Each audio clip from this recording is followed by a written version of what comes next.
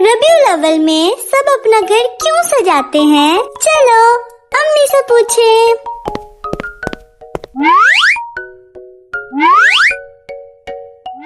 امی امی امی جی امی کی جان۔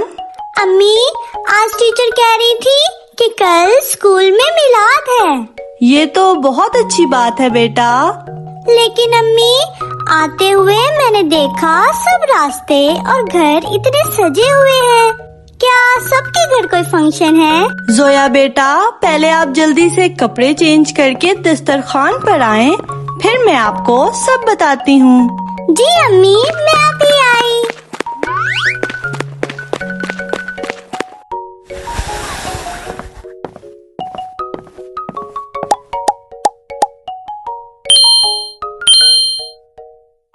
امی، اب بتائیں نا، سب کچھ اتنا سجا ہوا کیوں ہے؟ بیٹا، کیونکہ ربیع الاول کا مہینہ شروع ہو گیا ہے۔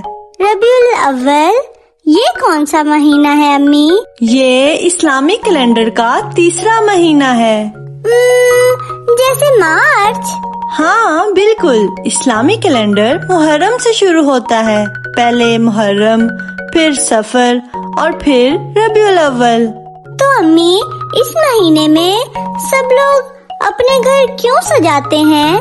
بیٹا، تم حضور پاک صلی اللہ علیہ وآلہ وسلم کو تو جانتی ہو۔ جی امی، اللہ کے پیارے نبی۔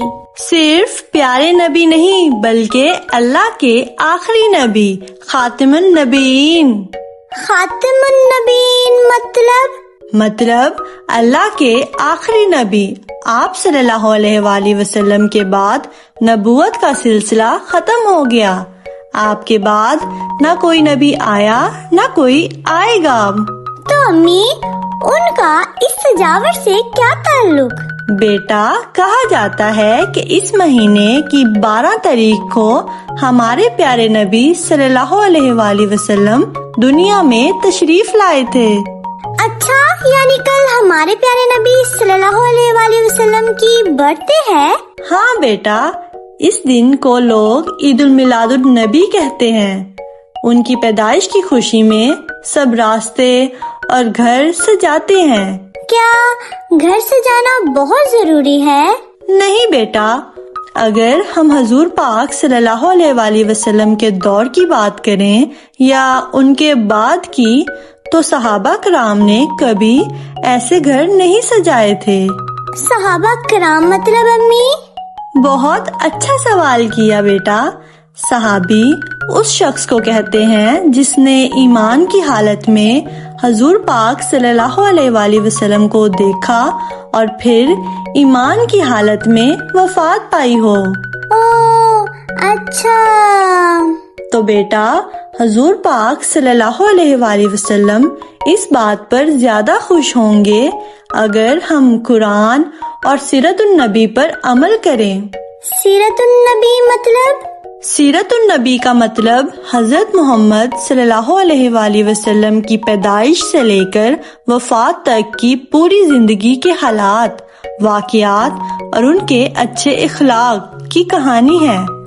تو بیٹا، ہمیں صرف گھر نہیں سجانے چاہیے، بلکہ زیادہ سے زیادہ درود شریف پڑھنا چاہیے اور ہمارے نبی کی اچھی باتیں سیکھنی چاہیے اور ان پہ عمل کرنا چاہیے۔ اچھی باتیں جیسے کیا امی؟ جیسے ہمیشہ سچ بولنا، سب کی مدد کرنا، بڑوں کا احترام کرنا اور وہ سارے کام کرنا جس سے اللہ خوش ہوں گے، اور ان سارے کاموں سے بچنا جس سے اللہ ناراض ہوں گے۔ امی، آج سے میں سیرت النبی پر چلنے کی پوری کوشش کروں گی۔ شاباش میری جان، چلیں اب جلدی سے کھانا ختم کریں۔